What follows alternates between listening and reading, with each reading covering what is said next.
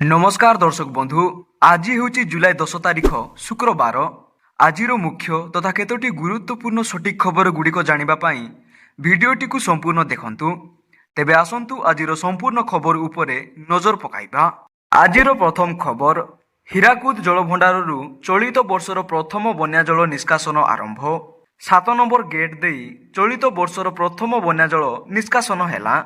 उपमुख्यमंत्री प्रभाती परिड़ा प्रथम gate खोलिले।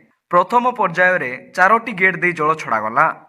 Balm पार्श्वर 3टी और डाहाण पार्श्वर गोटे गेट दे जल निष्कासन हेउछि एवं आज आउ 5टी गेट खोलाजिबा नेई सूचना मिलिछि। परवर्ती खबर, आयुष्मान कार्ड रो बालांस एवं अन्यान्य सेवा विषय रे जानिबा पई आयुष्मान आप किंबा वेबसाइट साहाय्य नेबाकू पड़िबो नाही। हिताधिकारी सुविधा पई नेशनल हेल्थ अथॉरिटी आयुष्मान सारथी नामक एक व्हाट्सएप चैटबॉट लॉन्च करिछि। एहा साहाय्य लोकमाने कौनसी समय रे स्वास्थ्य सेवा संबंधी सूचना पाई परिबे। परवर्ती खबर, पीएम सूर्य घर सह जोड़ी हेबो पीएम आवास योजना। सौर पैनल पई केंद्र राज्य रे मिलिबो सब्सिडी। मात्र 1875 खर्च रे मिलिबो 1 किलोवाट सौर व्यवस्था। परवर्ती खबर, आज भारतीय बजार रे 24 कैरेट सुना 1,43,240 टंका रही।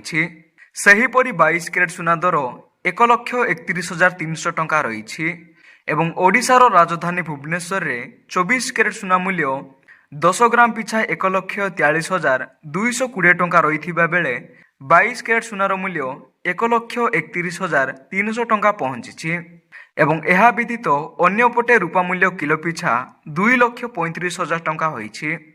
परवर्ती खबर, अमेरिका ईरान युद्ध आहुरी तीव्र।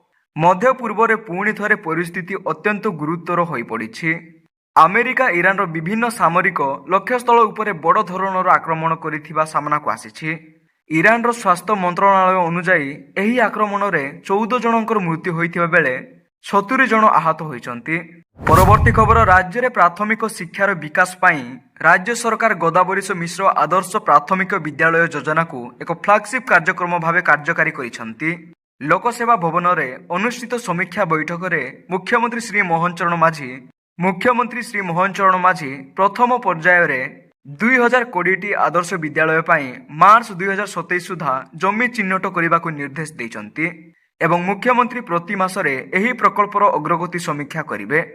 एही योजनार लक्ष्य हेउची जातीय शिक्षा नीति 2020 व शिक्षा अधिकार 2009 अनुसार पंचायत स्तर रे विश्व स्तरीय प्राथमिक विद्यालय स्थापन करिबा। वर्तमान सुधा 322 विद्यालयर काम आरंभ होइथिबा बेले बाकी सबु पई जमी चिन्हिट को त्वरान्वित करिबा सह स्थानीय विधायक मानकु मध्य एही प्रक्रिया रे शामिल करिबाकू कुहा जायछि। परवर्ती खबर, आसुची आउ एक लघुचाप। 12 राज्य रे पुणी बढ़िबो वर्षा।